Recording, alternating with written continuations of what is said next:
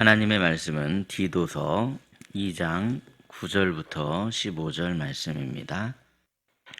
말씀을 우리 함께 읽겠습니다.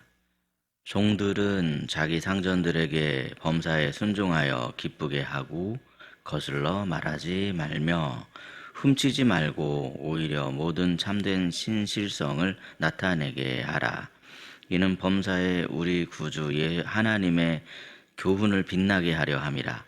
모든 사람에게 구원을 주시는 하나님의 은혜가 나타나 우리를 양육하시되 경건하지 않은 것과 이 세상 정욕을 다 버리고 신중함과 의로움과 경건함으로 이 세상에 살고 복스러운 소망과 우리의 크신 하나님 구주 예수 그리스도의 영광이 나타나심을 기다리게 하셨으니 그가 우리를 대신하여 자신을 주심은 모든 불법에서 우리를 속량하시고 우리를 깨끗하게 하사 선한 일을 열심히 하는 자기 백성이 되게 하려 하심이라.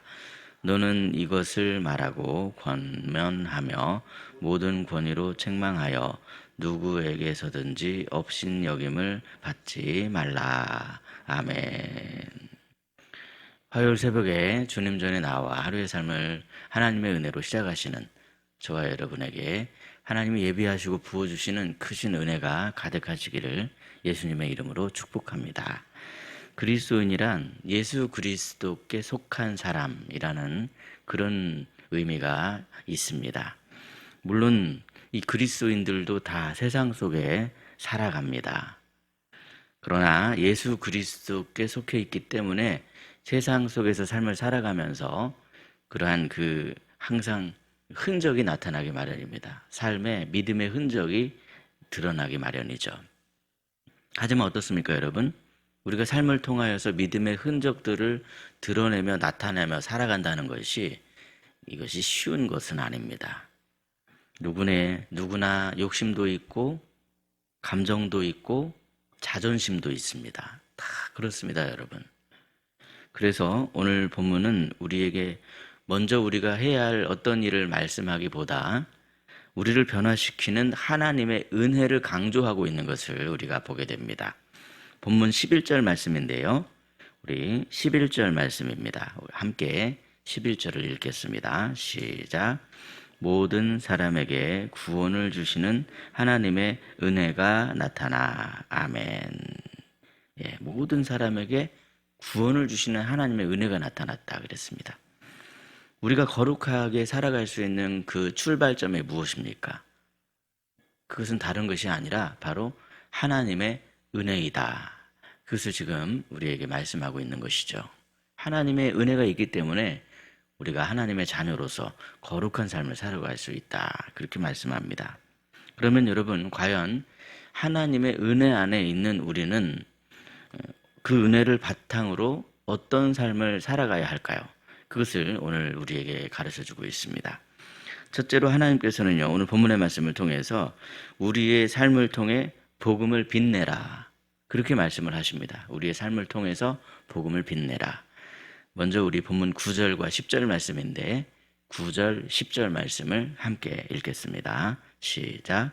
종들은 자기 상전들에게 범사에 순종하여 기쁘게 하고 거슬러 말하지 말며 훔치지 말고 오히려 모든 참된 신실성을 나타내게 하라. 이는 범사에 우리 구주 하나님의 교훈을 빛나게 하려 함이라. 아멘. 본문의 말씀은 당시의 종들에게 주어진 말씀입니다. 바울 당시의 사회 문화적인 배경과 오늘의 그것이 같은 것이 아니기 때문에 이 말씀을 그냥 문자적으로 그대로 그렇게 적용할 수는 없겠습니다. 그러나 이 말씀의 원리는 분명하더라는 것이죠. 이 말씀의 원리가 무엇입니까, 여러분? 그리스도인은 무엇보다 자신에게 맡겨진 그 자리에서 믿음의 흔적을 드러내는 삶을 살아내야 한다. 이것이 바로 이 말씀의 원리입니다. 교회에서는 누구나 믿음 좋은 사람처럼 보일 수 있을지 모릅니다.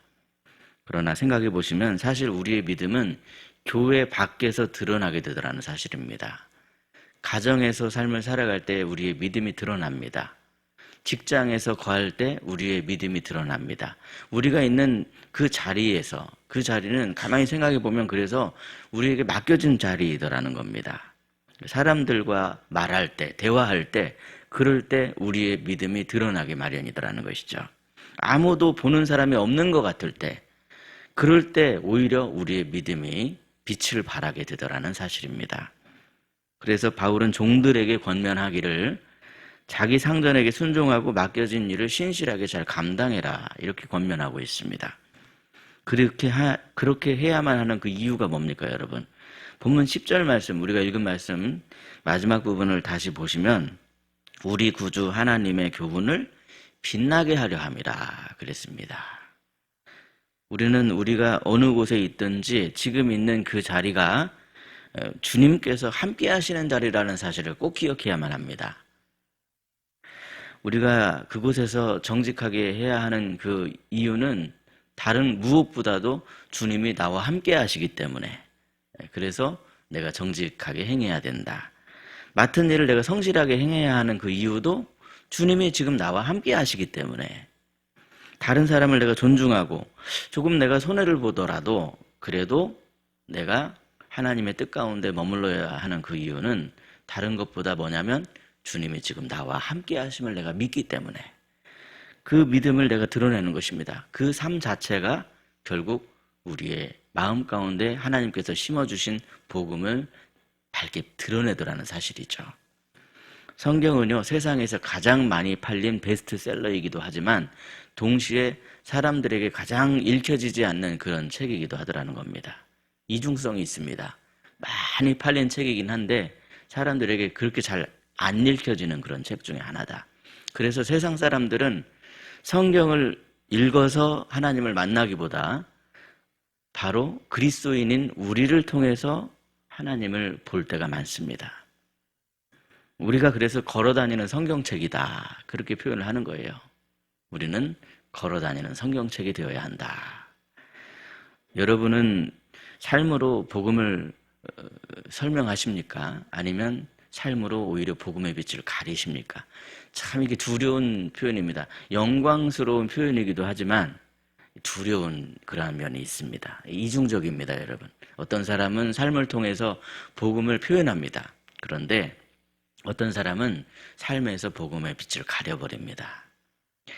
그래서 여러분, 우리가 항상 하나님께 구해야만 하는 것은 뭐냐면 하나님의 은혜이더라는 겁니다. 하나님의 은혜를 구해야 된다. 왜 은혜를 구해야 됩니까?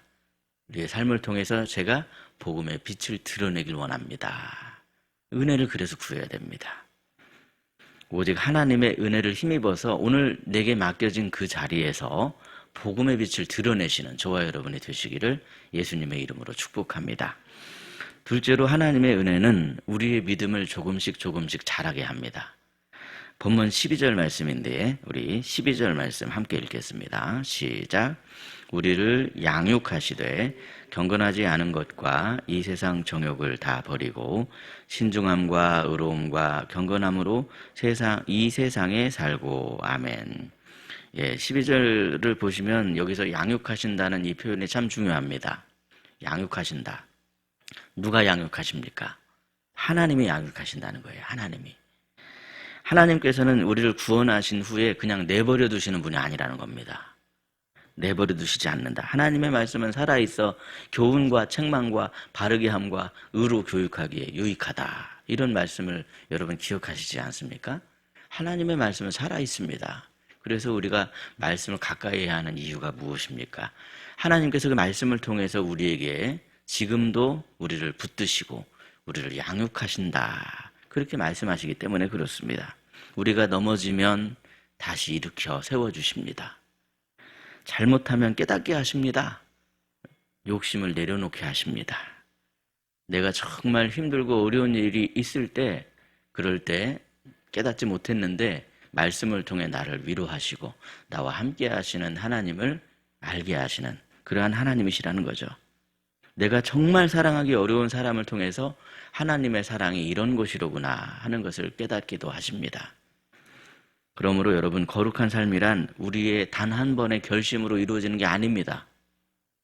그것은 오히려 주님의 깊고 넓으신 그 은혜 안에서 조금씩 주님을 닮아가는 것이다, 그렇게 말씀하십니다. 사실 우리가 구원받은 것은요, 우리가 구원받을 만한 어떤 선한 행위를 했기 때문에 구원받은 것이 아닙니다. 그러나 하나님께서 나를 구원해 주셨다 하는 그 사실을 이 말씀을 통해서 또 성령님의 감동에 의해서 믿게 된 사람은 항상 이 내주하시는 성령님의 감동에 의해서 하나님이 기뻐하시는 일을 하기를 내가 원하고 바라고 기도하게 된다. 그렇게 바라게 되더라는 거예요. 근데 이게 안 되니까 오호라 나는 곤고한 사람이로다. 누가 사망의 몸에서 나를 건져낼까. 이렇게 또 우리가 크게 마음 가운데 심령이 떨리기도 하고 어둠 가운데 있기도 하는 그러한 상태 가운데 있을 때가 있더라는 거죠. 근데 거기에만 머무르면 안 됩니다. 재빨리 어둠에서 빛으로 고개를 돌리셔야 됩니다. 흑암에서 재빨리 하나님이 계시는 빛으로 그 얼굴을 돌릴 때 하나님께서는 항상 우리 손을 놓치는 법이 없으셨습니다. 우리가 놓았죠. 그 손을 꼭 잡으셔야 됩니다. 본문 14절 말씀을 보시면 이렇게 말씀하는 겁니다. 우리 14절 말씀을 함께 읽겠습니다. 시작. 그가 우리를 대신하여 자신을 주심은 모든 불법에서 우리를 속량하시고 우리를 깨끗하게 하사 선한 일을 열심히 하는 자기 백성이 되게 하려 하심이라. 아멘. 여러분, 이 14절이 무슨 뜻입니까? 예수님께서 우리를 위해 자기 자신을 주셨습니다. 우리 죄를 다 대신 담당하셨습니다. 우리를 깨끗하게 해주셨습니다. 뿐만 아니라 우리를 선한 일을 열심히 하는 자기 백성으로 삼아주셨습니다. 주님이 원하시는 것은요, 죄로 인해 더러워진 우리가 깨끗해지는 것입니다.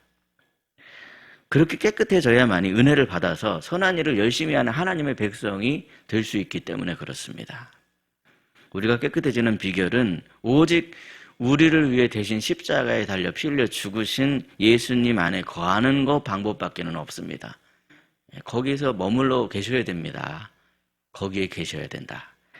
그것이 바로 우리가 맺는 그 열매, 하나님이 원하시고 기뻐하시는 열매를 우리가 무슨 열심으로 맺겠습니까? 무슨 수로 그 열매를 맺을 수 있을까요? 다른 방법이 없다는 겁니다. 너희는 내 안에 거하라. 내가 너희 안에 거하니 너희도 내 안에 거하라. 오늘도 주님은 그렇게 우리에게 말씀하시는 겁니다. 그 사실을 반드시 기억하며 그럴 때 반드시 우리를 자라게 하시는 분은 누구십니까? 하나님이십니다. 우리를 양육하신다고 분명히 약속하셨습니다. 그 사실을 기억하심으로 마침내 주님이 원하시고 기뻐하시는 열매들을 맺어가시는 저와 여러분이 되시기를 예수님의 이름으로 축복합니다.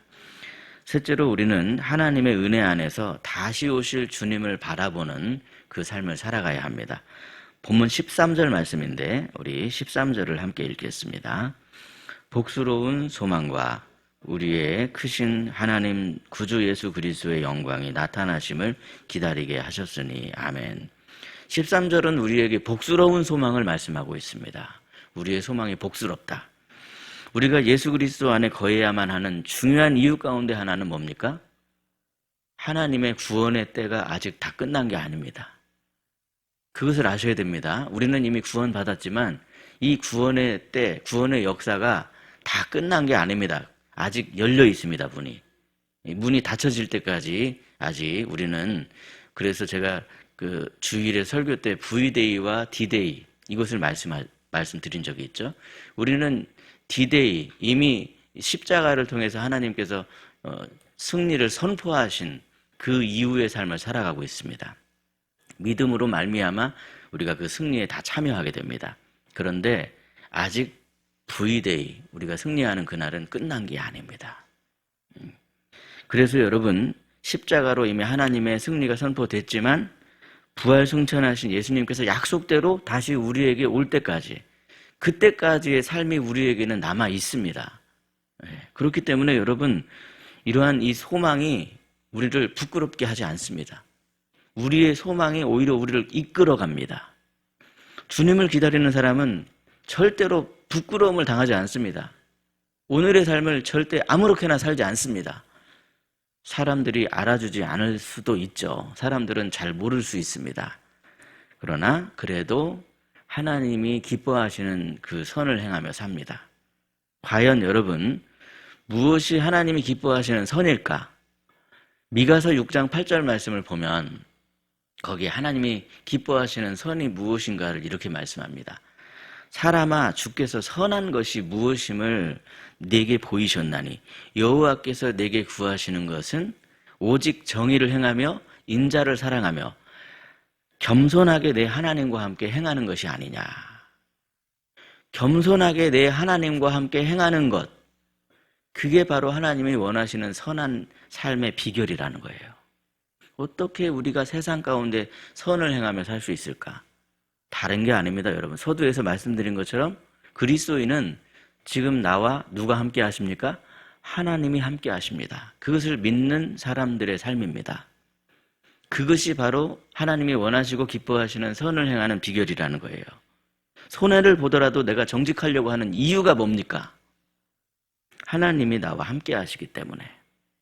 다른 사람이 정말 몰라주는 것 같고 내 신앙의 그 선한 순수한 그 모습을 비웃는 것 같고 잘 알아주지 않는 것 같고, 그리고 내가 정말 용서하기 어려운 사람이 내 앞에 있는데 그럼에도 불구하고 내가 용서하고 하는 그 이유가 뭡니까?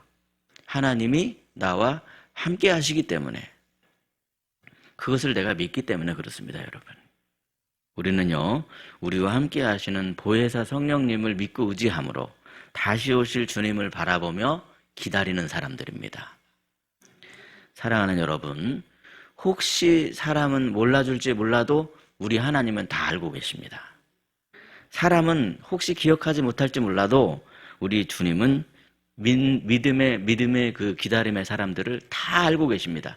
하나하나 알고 계십니다. 그러므로 여러분, 오늘 우리 하루의 삶을 살아갈 때 그 하루의 삶 자체가 얼마나 귀중합니까? 헛된 삶이 하나도 없습니다. 주님이 나와 함께 하시는 삶입니다. 주님의 은혜를 의지해야 하는 삶입니다. 주님 안에 거하시는 삶입니다. 그렇게 주님의 은혜를 의지하고 주님의 은혜 안에 거하심으로 말미암아 우리 하나님이 기뻐하시는 그 하나님의 백성된 삶을 살아가시는 저와 여러분이 되시기를 예수님의 이름으로 축복합니다. 기도하겠습니다. 말씀을 통해 우리에게 힘을 주시고 우리를 치유해 주시는 하나님 아버지, 우리가 예수 그리스도께 속한 하나님의 백성임을 다시 기억할 수 있게 하여 주시니 참으로 감사합니다. 하오나 주님, 우리는 심히 연약해서 은혜 안에 거하지 못할 때가 있음을 주님 앞에 고백합니다. 이러한 우리의 부족함을 주님 불쌍히 여겨주시고 다시 십자가의 은혜를 우리가 바라볼 수 있도록 믿음을 더하여 주시옵소서. 특별히 성도들의 삶을 친히 붙들어 주셔서 각자 있는 곳에서 걸어다니는 복음의 역할을 잘 감당할 수 있게 해주시옵소서. 희락에 속한 모든 가정이 주님의 은혜로 흔들림이 없는 가정이 되게 해주시옵소서. 공부하는 자녀들에게 지혜와 명철과 집중력을 더해주시고 불안한 마음을 없애주셔서 그 앞길을 위해 기도하는 우리 부모들이 있습니다. 아버지 하나님, 그 자녀에게 선한 길을 주님 열어주시고 어디에 있든지 하나님의 사람이라는 그 분명한 정체성 안에서 평강, 마음의 평강이 있도록 주님께서 인도해 주시옵소서. 주님, 부모님들에게도 주님께서 지혜를 주셔서 하나님께 다 믿고 구하고 맡길 때 마음 가운데 두려운 마음이 사라지게 하시고 마음 가운데 하나님이 내려주시는 참된 평화가 있게 해주셔서 바르게 이끌어갈 수 있도록 그 자리에 그 역할을 잘 감당할 수 있도록 주님 도와주시옵소서. 우리를 불쌍히 여겨주시는 여호와 라파의 하나님 아버지, 우리의 연약한 몸과 마음을 주님께서 긍휼히 여겨주시기를 간절히 주님 엎드려 기도드립니다.